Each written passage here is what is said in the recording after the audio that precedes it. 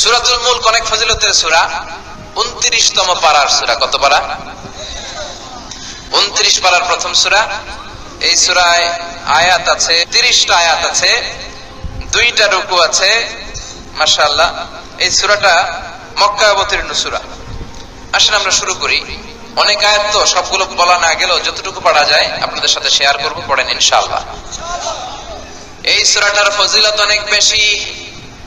বিশ্বনবী বলতেন এই সূরাটা হলো আল মানিআতু মিন আযাবিল কবর, কবরের আযাব থেকে আপনারে বাঁচাবে। সুবহানাল্লাহ। কবরে আপনি যখন থাকবেন এই সূরাটা সামনে দাঁড়াবে, কোনো আযাব হবে না। এই সূরার মাধ্যমে রব্বুল আলামিন আপনারে কবরের আযাব থেকে বাঁচিয়ে দিবেন। কবরে যাওয়া লাগবে কি লাগবে না? যারা বলেন নাই তাদের তো লাগবে না। লাগবে কি লাগবে না? দাদা গিয়েছে, বাবা গিয়েছে, আপনি তো যাবেন না। আচ্ছা, আপনি যাবেন, আপনার ছেলে যাবে? ছেলে যাবে, মেয়ে? তাহলে মেয়েও যাবে। আচ্ছা, আপনার বউর পেটে 3 মাসের বাচ্চা, একটু এটা বড় হয় না এখন, ওটা তো আর যাবে না? ওটাও যাবে। যাবে, আসে নাই তারপরে যাবে। 10 মাস থেকে দুনিয়াতে আসবে, যতদিন হায়াত পাওয়ার পাবে, তারপরে ক্ষণস্থায়ী দুনিয়া। কত বাহাদুরি, ঠিক কিনা? চলে যেতে হবে। এত কিছু জেনে আজকে যার বাড়িতে থাকলাম, অনেক আপ্যায়ন করলো, খাওয়ালো। যদি বলি বাড়ির মালিক, ও ভাই বাড়িটা কার বাড়ি? কইব হুজুর দোয়া করেন, এটা আমার বাড়ি। কার বাড়ি? কেমন করে এটা আপনার বাড়ি? এটা যদি আপনার বাড়ি হয়, আপনার আব্বাও যখন থাকতো, উনারে কেউ জিজ্ঞেস করলে উনিও বলতো আমার বাড়ি। আপনার আব্বার আব্বাও যখন থাকতো, একটু খেয়াল করবেন, হ্যাঁ, আপনার আব্বার আব্বাও যখন এই বাড়িতে ঘুমাতো, কেউ জিজ্ঞেস করলে বলতো আমার বাড়ি। আপনার দাদার দাদার দাদাও যখন থাকতো, উনিও বলতো। আবার আপনি মরে গেলে আপনার পোলা বলবে আমার বাড়ি, আপনার ছেলে মরে গেলে নাতি বলবে আমার বাড়ি, আপনার নাতির নাতির নাতির নাতি নাতির নাতির নাতির নাতিও যখন থাকবে, তারা যখন কেউ জিজ্ঞেস করবে ভাই রে বাড়িটা কার বাড়ি, সেও বলবে। কি আজীব তামাশা! এক বাড়ির মালিক এতজন হতে পারে? পরের জায়গা পরের বাড়ি, ঘর বাঁধিয়া আমি রই, আমি তো সেই ঘরের মালিক নই।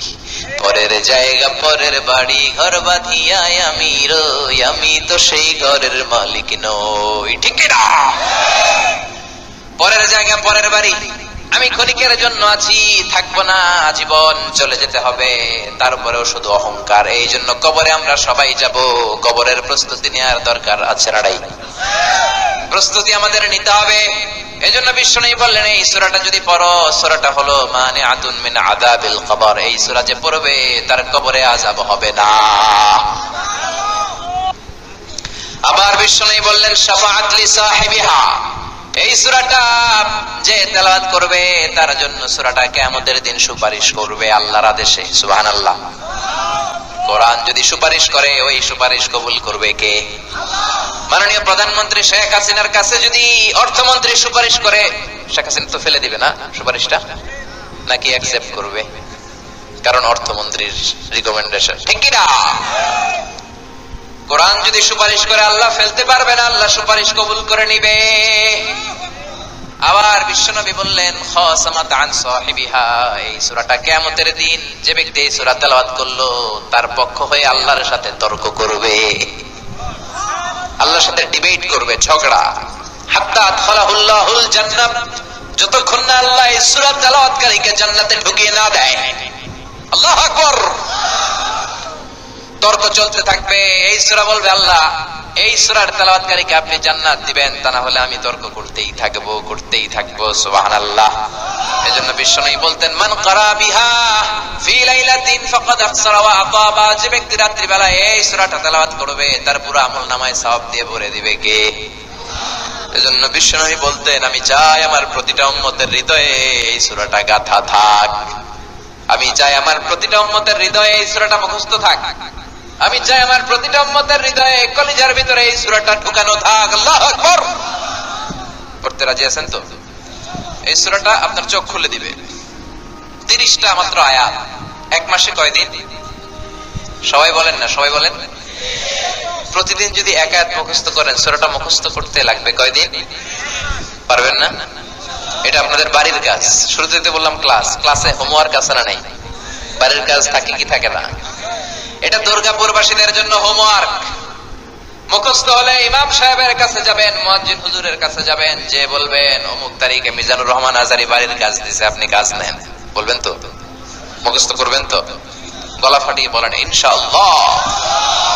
এই সূরাটা আপনার চোখ খুলে দিবে। অনেকে আল্লাহরে খুঁজে পায় না, আল্লাহরে দেখি না। বেটা তুই তো নিজেরই দেহস না, তুই আল্লাহরে দেখবি কি? আপনি আপনার নিজেকে দেখেন? আচ্ছা খেয়াল করে বুঝবেন, আপনি কি আপনার চোখ দেখেন আয়নার সাহায্য ছাড়া? আমি যে কথা বলতেছি, আমি কি আমার চোখ দেখি? আরে আপনার চোখ না, আমি আমারটা দেখি? দেখি না। আপনি আমারটা দেখেন, আমি আপনারটা দেখি, কিন্তু আমি কিন্তু আমার চোখ দেখছি না আয়নার সাহায্য ছাড়া। আপনি কি আপনার পিঠ দেখতে পান? পিঠ আয়নার সাহায্য ছাড়া? আরে আয়নার সাহায্য নিয়েও তো পিঠ দেখা কঠিন আছে না নাই? কার ভাঙ্গা যাবে, ঠিক কিনা? তো তুমি তোমার নিজেরই তো দেখো না, চোখ দেখো না, পিঠ দেখো না, কেমন করে এই চোখের মালিক রে তুমি দেখতে চাও? কপাল পোড়া। কয় আনসিন ইজ নাথিং, দেখি না মানে না, কিন্তু গর্দভগুলো অনেক কিছু দেখে না কিন্তু মানে। Do you see the air in the atmosphere? বায়ুমণ্ডলে যে বাতাস, তুমি কি দেখো? So why do you believe on that? কেন বিশ্বাস করো? করে কি করে না? Do you feel the bad headache? Someone feeling the pain? একজন বলে হুজুর মাথার ব্যথায় মরে যাই, প্রচন্ড মাথা ব্যথা, ব্যাড হেডেক। লোকটা কাঁদতেছে, কিন্তু তার মাথা ব্যথাটা কি দেখা যায় নাকি? নাস্তিকেরা মাথা ব্যথা বিশ্বাস করে কি করে না? বাতাসে বিশ্বাস করে কি করে না? কিন্তু আল্লাহরে বিশ্বাস করতে চায় না। কপাল পোড়া, কপাল পোড়া, ঠিক না? সাইয়েদনা ইমাম আবু হানিফা অনেক বড় মাপের ইমাম ছিলেন। ওনার একটা হিকায়া আছে, ঘটনা। কুফাতে বাড়ি, এক নাস্তিক পাওয়া গেল। নাস্তিক কয় আমি আল্লাহরে মানি না। সবাই বলল আমাদের এলাকায় একজন জ্ঞানী ব্যক্তি আছে, নাম হলো নু'মান ইবনে সাবিত। উনি যদি তোমার সাথে তর্ক করে তোমারে বুঝাতে পারবে আল্লাহ আছে না নাই। কই লই আয় তো নু'মান ইবনে সাবিত, নিয়ে আয়, যত বড় জ্ঞানী হোক আমি তর্ক করব। সময় দেয়া হলো জুমার নামাজের পর, মধ্য দুপুরে তর্ক হবে আল্লাহ আছে না নাই। সাইয়েদনা ইমাম আবু হানিফা আল্লাহর পক্ষে, ওই বেয়াদবটা আল্লাহর বিপক্ষে। যারা আল্লাহ বিশ্বাস করে তারা আস্তিক, যারা বিশ্বাস করে না তারা কি? ওই নাস্তিক আসলো, হাজার হাজার লোক আসলো, কিন্তু ইমাম আবু হানিফা আসে। কি আজীব তামাশা, আবু হানিফা আসে না। ওই লোক তো খেপে যাচ্ছে, কারে বলেছো তোমরা সময় জ্ঞান নাই? 2 ঘন্টা পরে এসেছে। আসার পরে নাস্তিক কয় আপনার সাথে আমার কোনো তর্ক নাই, আপনার তো সময়ের কোনো জ্ঞান নাই। You are not punctual. সময়ের যার জ্ঞান নাই তার সাথে কিসের তর্ক? নু'মান ইবনে সাবিত ইমাম আবু হানিফা বললেন আই হ্যাভ এক্সকিউজ, আমার হুজুর আছে। কি হুজুর? আমি বাড়ি থেকে বের হয়ে নদী পার হতে হয়, এসে দেখি নদীতে কোনো মানুষ নাই, কোনো নৌকা নাই, মাঝি নাই, কিচ্ছু নয়। হঠাৎ দেখলাম পাশে বড় বড় গাছ, গাছগুলো অটোমেটিক আপনা আপনি কেটে গেল। গাছ থেকে আপনা আপনি কাঠ বের হলো, তক্তা বের হলো, গাছগুলো আপনা আপনি অটোমেটিক মিলে নৌকা হয়ে গেল। নৌকাটা অটোমেটিক নদীতে চলে আসলো, আমি নদীতে বসলাম, মাঝি ছাড়া নৌকাটা অটোমেটিক নদীর ওই পারে চলে গেল। নাস্তিক কয় তো গো ইমাম ডাইল খাইয়া আইছে। কি খাইছে? ডাল খেয়ে আসছে, উল্টা পাল্টা বকে। আবু হানিফা বললেন এই কথা বলেন কেন? সে বলে এমনি এমনি করাত ছাড়া গাছ কাটে নাকি? এমনি এমনি কাঠ থেকে তক্তা হয় নাকি? এমনি এমনি কাঠ লেগে লেগে আপনা আপনি কি নৌকা হয় নাকি? মাঝি ছাড়া নৌকা এমনি এমনি চলে নাকি? আবু হানিফা বললেন থ্যাংক ইউ, আপনি আমার কথাই কইছেন। এমনি এমনি কাঠ লাগে না, এমনি এমনি নৌকা হয় না, এমনি এমনি নৌকা চলে না মাঝি ছাড়া, এইটা আপনি বললেন। কিন্তু নৌকা যদি মাঝি ছাড়া এমনি এমনি না হয়, একজনের কন্ট্রোল ছাড়া, সৃষ্টিকর্তা ছাড়া আকাশ জমিন পাহাড় পর্বত নবমণ্ডল ভূমণ্ডল কেমনি করে এমনি এমনি হয়? আকাশ কেমনে এমনি এমনি হইল? কেউ নাই। জমিন এমনি এমনি হয়ে গেল, পাহাড় হয়ে গেল, মরুভূমি হয়ে গেল, নবমণ্ডল হয়ে গেল, ভূমণ্ডল হয়ে গেল, এমনি এমনি পৃথিবীটা হয়ে গেল। এটা কেন মানেন? আমারটা যদি না মানেন, ওই গাঁজাখড়ি কথা কেন মানেন? আল্লাহু আকবার। এবার তো তার চিন্তার জগতে নাড়া পড়েছে, তাই তো? এইটা মানি না ওইটা মানি কেন? আসলে তো আমি উল্লুক্কা পাঠা। সে বলল মাফ চাই, ক্ষমা চাই, দোয়াও চাই, আমারে আপনি পড়িয়ে দেন লা ইলাহা ইল্লাল্লাহু মুহাম্মাদুর রাসূলুল্লাহ। এই সূরাটা পড়লে সাল্লাল্লাহু আলাইহি ওয়াসাল্লাম আপনি বুঝবেন যে আসলে আল্লাহ আছে না নাই, একজন স্রষ্টা আছে না নাই। সবাই বলেন আল্লাহ আছে না নাই? আপনি আল্লাহরে খুঁজে পাবেন। আল্লাহ বলে, গোলাম আমি আছি, আমার সৃষ্টির দিকে তাকাও, সেখানে আমার নিদর্শন পাবা। Open your eyes, you must find your God.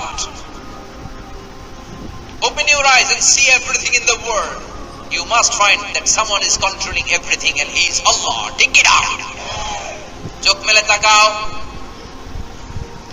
নজর দাও সাগরের দিকে, নদীর দিকে, পাহাড়ের দিকে, ভালোভাবে খেয়াল করো, বুঝবা আমি আছি না নাই। ঠিক কিনা? নজর করো, আপনার বিবেককে নাড়া দিবে, চিন্তার জগৎকে নাড়া দিবে এই সূরা। আসেন দেখি আল্লাহ কি বলতে চাইল। আল্লাহ বললেন এই সূরার শুরুতে, তাবারাকাল্লাযী বিয়াদিহিল মুলকু ওয়া হুয়া আলা কুল্লি শাইইন কাদির। সুমহান সেই সত্তা যার হাতে ক্ষমতা, ওয়া হুয়া আলা কুল্লি শাইইন কাদির, তিনি সবকিছুর ব্যাপারেই ক্ষমতাবান। সুবহানাল্লাহ। তিনি কে? আল্লাহ বললেন তাবারাকাল্লাযী, সুমহান সেই আল্লাহ, বিয়াদিহিল মুলকু, ক্ষমতা তার হাতে। জোরে বলেন কার হাতে? নাকি আপনাদের হাতে? কার হাতে? নাকি আপনাদের হাতে? সূরা মুলকে আল্লাহ এটাই বোঝালেন, মুলক মানে ক্ষমতা। ক্ষমতা কার? চিল্লায়া বলবেন কার? মুলক মানে কর্তৃত্ব। কর্তৃত্ব কার? মুলক শব্দের অর্থ হলো রাজত্ব। রাজত্ব কার? মুলক মানে অথরিটি, পাওয়ার, সভরেনিটি। এটা কার? এজন্য আল্লাহ বললেন তাবারাকাল্লাযী বিয়াদিহিল মুলকু ওয়া হুয়া আলা কুল্লি শাইইন কাদির। সুমহান সেই আল্লাহ যার হাতে ক্ষমতা। ক্ষমতা কার হাতে? নাকি আপনাদের হাতে?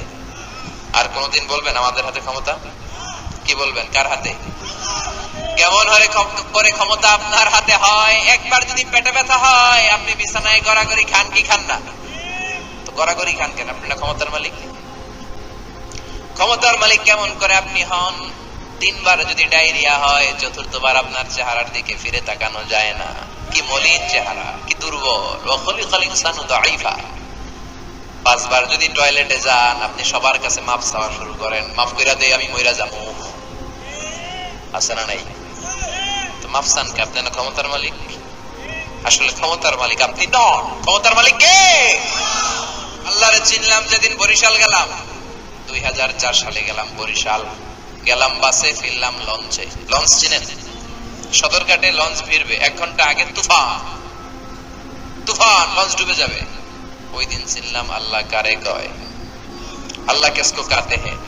ওই দিন লঞ্চের সবাই জিকির করছে কার? লঞ্চে থাকা শুধু মুসলমানেরাই জিকির করে নাই, হিন্দুরাও ডেকেছে কাকে? লঞ্চের সবার মুখে এক চিৎকার, বাঁচাও। আমি কইলাম কেডাই বাঁচাইবে? ওকে হুজুর আমনে। দাড়ি দেখছে, টুপি দেখছে তো? হুজুর আমনে বাঁচাবেন।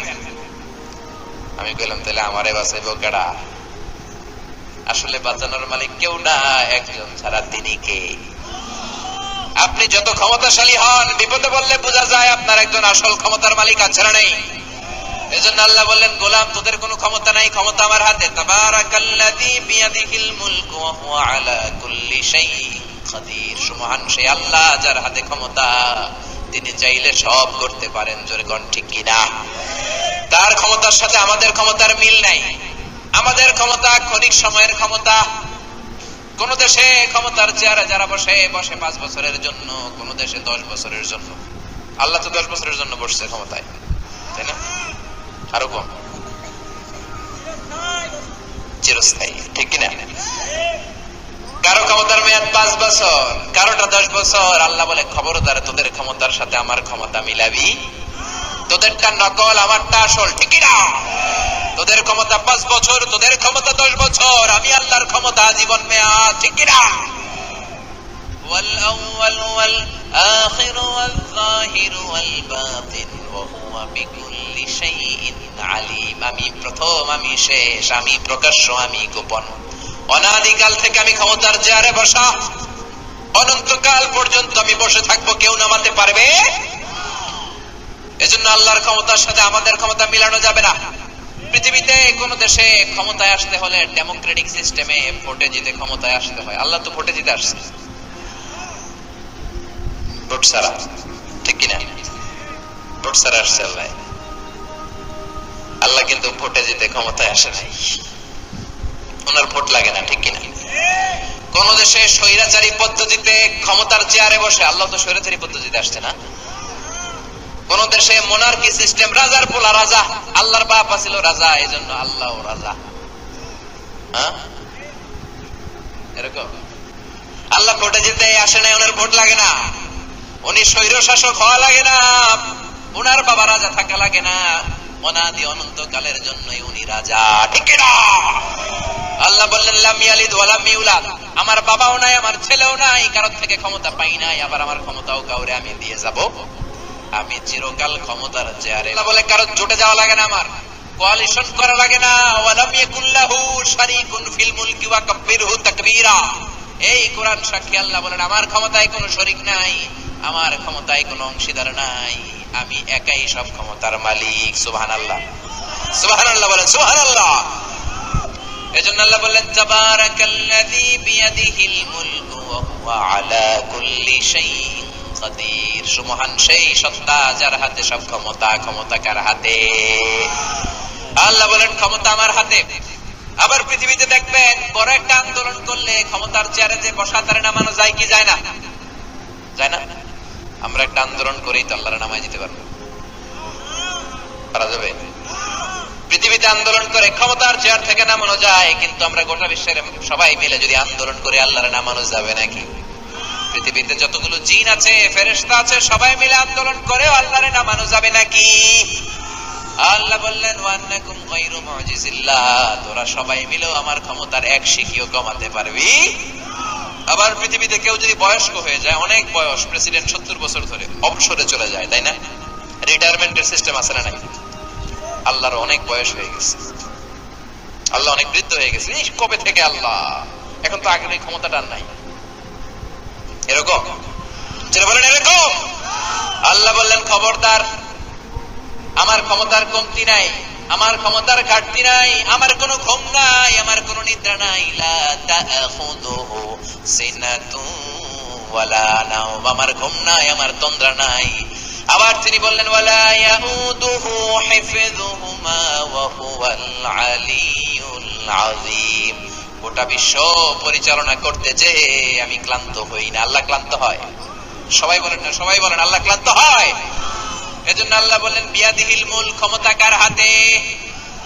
আর কোনদিন বলবেন ক্ষমতা আমাদের হাতে?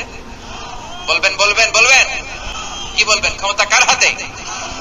আমরা বললাম আল্লাহ, বুঝলাম আপনি ক্ষমতার মালিক, আর কিসের মালিক, আর কি করেন? আল্লাহ বললেন আল্লাযী খালাকাল মাউতা ওয়াল হায়াতা লিয়াবলুয়াকুম আইয়ুকুম আহসানু আমালা ওয়া হুয়াল আজিজুল গফুর। আমি শুধু ক্ষমতারই মালিক নই, আল্লাযী, তিনি এমন সত্তা, খালাকাল মাউতা ওয়াল হায়াতা, তিনি জীবনেরও মালিক, তিনি মরণেরও মালিক। জীবন দিতে পারে কে? মরণ দিতে পারে কে? আমরা সবাই মিলে একজনরে মারতে চাই, আল্লাহ ওরে বাঁচাতে চায়, তাহলে বেঁচে যাবে, ঠিক না? আমরা সবাই মিলে বাঁচাতে চাই, আল্লাহ বলবেন না তোরে মেরে ফেলবো, মরে যাবে, ঠিক না? রব্বি আল্লাযী ইউহয়ী ওয়া ইউমীত, আমার আল্লাহ জীবন দেয়, আমার আল্লাহ মরণ দেয়, তিনি জীবন মরণের মালিক। আর এই জীবন মরণের মাঝখানে একটা ব্যাপার আছে, ওইটার নাম হলো রূহ। ওটার নাম কি? রূহ থাকলে জীবিত, না থাকলে? রূহ যদি দেহে থাকে ওই দেহটা হলো জিন্দা, ওই রূহ যদি উড়াল দেয় ওই দেহটাই হয় মুর্দা, ঠিক কিনা? মিজানুর রহমান আজহারের দেহের ভেতরে এখন রূহ আছে না নাই? এই যে হাত নাড়ায়, কথা বলে, হাসে, কারণ রূহ আছে। আপনাদের দেহের ভিতরে রূহ আছে না নাই? নরেন চরেন তাকবীর দেন, কিন্তু রূহটা যখন চলে যাবে নড়াচড়া করা যাবে। এজন্য আল্লাহ বলেন এই রূহটা আমার এক অলৌকিক সৃষ্টি, গোটা বিশ্বের সবাই মিলে রূহ ধরতে পারবি না, আমার আদেশে ঢুকে আমার আদেশে বের হয়। কেউ কোনোদিন রূহ দেখছেন নাকি? আপনার দাদা যখন মরেছিল রূহটা বের হয়ে গেছে, দেখেছেন নাকি? রূহ বেরোতে দেখছেন কে কে? কেউ দেখছেন? মক্কার কুরাইশরা বলল মুহাম্মদ আব্দুল্লাহর বেটা, রূহ কারে বলে? তুমি যদি নবী হও তাহলে বলো। ইয়াসআলুনাকা আনির রূহি কুলির রূহু মিন আমরি রাব্বি ওয়া মা উতীতুম মিনাল ইলমি ইল্লা কালিলা। ও আব্দুল্লাহর বেটা মুহাম্মদ, তুমি নাকি নবী? তো তুমি তো সব বলতে পারবা, বলো রূহ কারে কয়? বিশ্বনবী কইতে পারে না, কইব কেমনে? বিশ্বনবী তো নিজ থেকে কিছু বলে না, আকাশ থেকে ওহী আসলে বলে, তা না হলে চুপ থাকে, ঠিক কি না? বিশ্বনবী গ্রিন সিগন্যালের অপেক্ষায় আছেন, দেখি কিছু আসে কিনা। জিবরাইল এসে বললেন, ও নবী চিন্তার কারণ নাই, বলে দেন কুলির রূহ মিন আমরি রব্বি, রূহ হলো আমার আল্লাহর আদেশ। রূহ কি?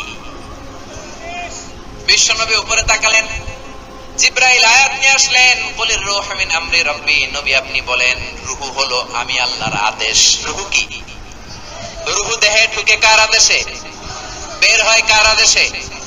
আল্লাহ বলেন রূহুর পিছনে ছুটার দরকার নাই, কিয়ামত তক চেষ্টা করলেও রূহুরে খুঁজে পাবি না তোরা, চেষ্টা করে লাভ নাই। কারণ মা উতিতুম মিনাল ইলমি ইল্লা কালিলা, তোমাদের জ্ঞান দিয়েছি আমি কালিল। কালিল মানে কম, কালিল মানে সবাই বলেন কালিল মানে সাইয়েদনা মুসা আলাইহিস সালামের খিজির নৌকায় চড়ে, নৌকার মধ্যে চড়ুই পাখি বসে সাগর থেকে পানি খায়।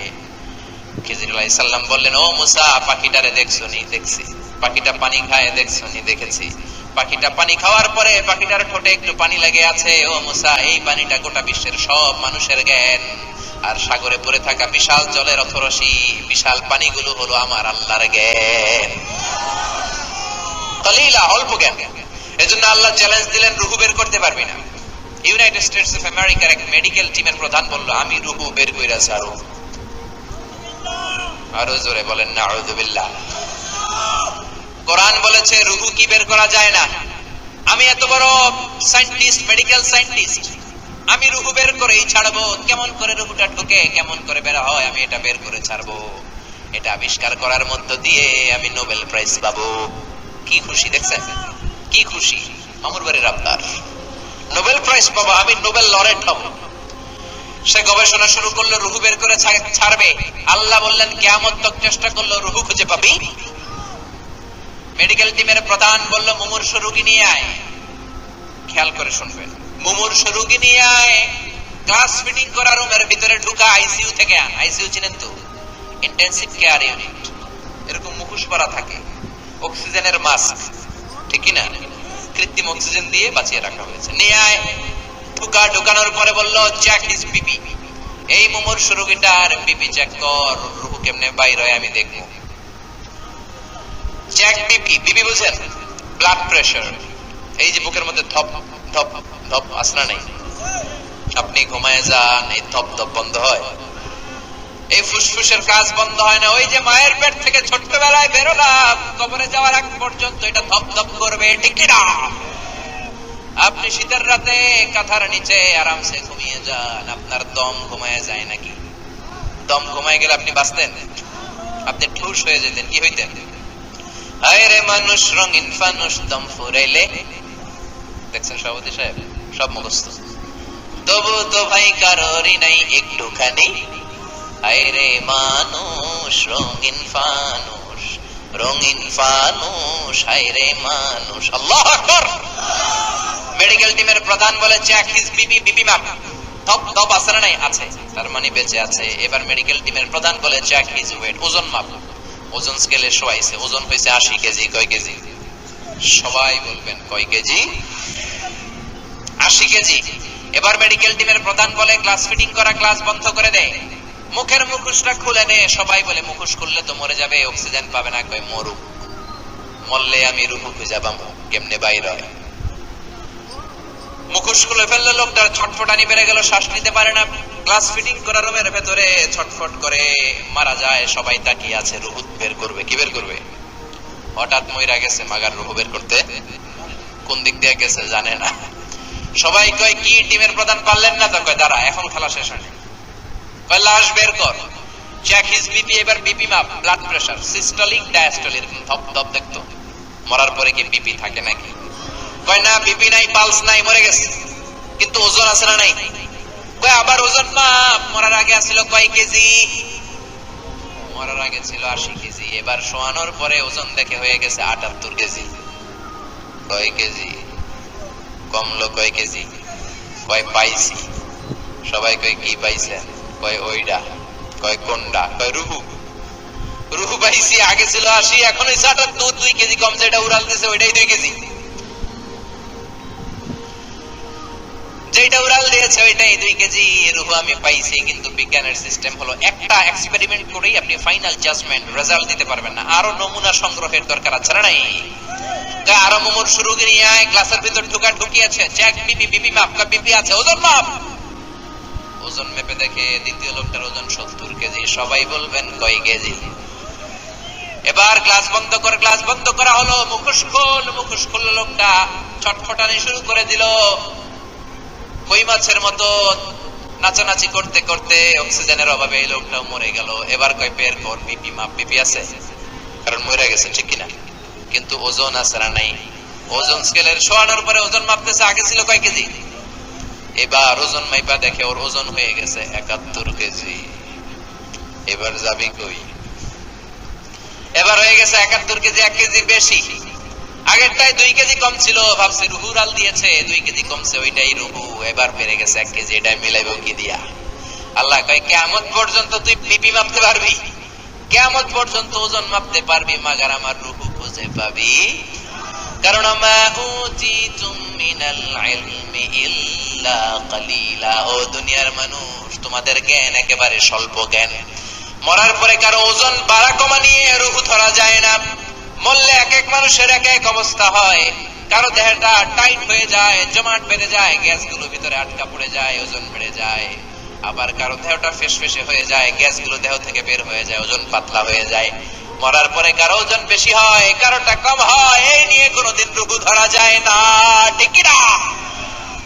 সে আল্লাহ বললেন আল্লাযী খালাকা الموت والحياة ليبلوكم أيكم أحسن عملا وهو العزيز الغفور। আমি জীবনের মালিক, মরণেরও মালিক।